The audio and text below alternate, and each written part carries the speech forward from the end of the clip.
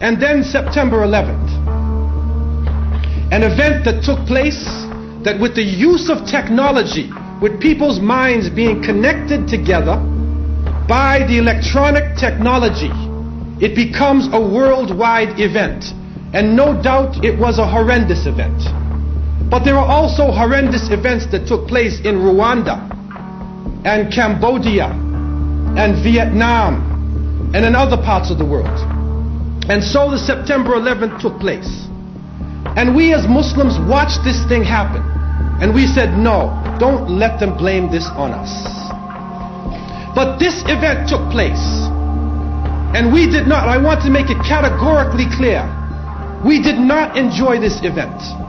It is not an Islamic event. And you will be surprised to know that there is a masjid.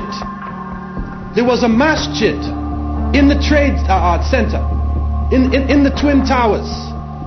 Over 1,500 people used to make Salatul Jummah. And we know that if 1,500 people made Jummah, how many didn't make the Salat? You know our community. So that means there were thousands of Muslims inside of that building who also perished. And up until now we have received no conclusive evidence, only circumstantial evidence, but nothing conclusive.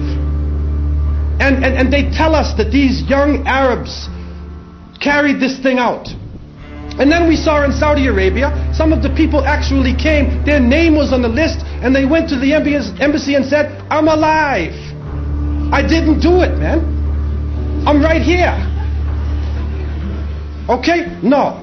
Then they say, no, they carried it out, and these so-called religious extremists, before they do it, they're drinking alcohol the night before, getting drunk, and then they're going to sacrifice themselves for Allah.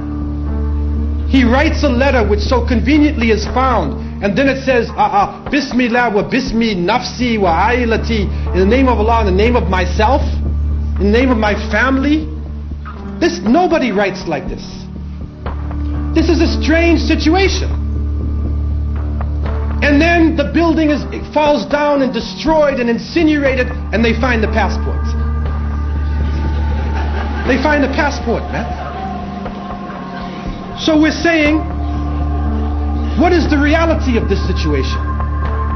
Why are we being blamed for this? Why is a confusion happen when people are made guilty before they are even taken to court? And every human being is supposed to be innocent until proven guilty. And then the whole of the Muslim world suffers. People who have nothing to do with the Middle East, nothing to do with any of this, are suffering behind this. But at the same time, we begin to see the climax of a major change in society, the climax of a new world order.